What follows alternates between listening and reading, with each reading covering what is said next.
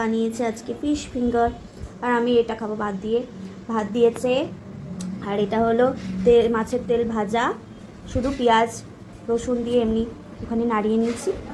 আর এটা হলো fish finger, এই যে ফিশ ফিঙ্গার, দেখি তো। ওয়াও, বেশ সুন্দর দেখতে হয়েছে। তো খেতে কেমন হয়েছে এবার দেখি। বেশ ভালো লাগছে, টেস্টি। ও ফিশ ফিঙ্গারটা দেখি সসে ডুবিয়ে খেতে বেশি ভালো লাগতো, ভাত দিয়ে খাবো তো।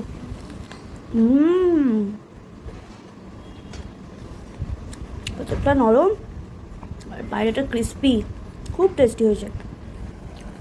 হ্যাঁ, কাঁটাগুলো এরকমভাবে বের করতে হয় না, সামান্য একটুখানি সেদ্ধ করে নিতে হয়েছে। সেই জন্য কাঁটাগুলো, মাছের পেটিগুলোকে একটুখানি সেদ্ধ করে নেওয়া হয়েছে নুন আর হলুদ দিয়ে, তাহলে কাঁটাগুলো বের করতে সুবিধা হবে।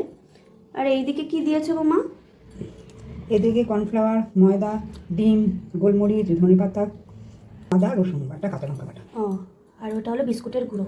আজকে বানানো হচ্ছে ফিশ ফিঙ্গার। ফিশ ফিঙ্গার তো ফিশ ফিঙ্গার বানানো হচ্ছে, দেখি কেমন লাগে খেতে। এই যে এরকমভাবে লম্বা লম্বা করে কাটা হচ্ছে। হ্যাঁ জানি, অনেকে কাঁচা মাছটাকেই এরকম ম্যারিনেট করে তারপরে এরকম ডিমের গোলায় চুবিয়ে তারপরে বিস্কুটের গোড়ায় কোটিং করে করে। তো আমরা একটুখানি সিদ্ধ করে নিয়েছি বাড়িতে যেহেতু করছি। এটাও কিন্তু ভালোই প্রসেস, আমি একদিন ট্রাই করবো। আমার প্রথমে এইটাতে দেওয়া হচ্ছে ভালো করে এপিট ওপিট করে। সব কটা হয়ে যাওয়ার পরে তারপরে বিস্কুটের গোড়ায় দিয়ে করবে। না, এটাকে একটু কিছুক্ষণের জন্য রেখে দিতে হবে নাকি সঙ্গে সঙ্গে করবো? হ্যাঁ, আমরা এখন ফিশ ফিঙ্গার দিয়ে ভাত দিয়ে খাবো। এটা আমাদের সকালের খাবার, সকালের মানে ওই দুপুরেরই খাবার।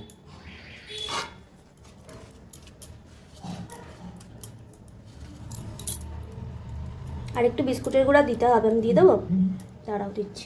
এই যে এখানে মা বানিয়ে বানিয়ে রাখছে, আর এইদিকে তেলটা গরম হচ্ছে। তেলটা গরম হয়ে গেলে আমরা ভাজবো। গরম হয়ে গেছে, মা দিয়ে দিল।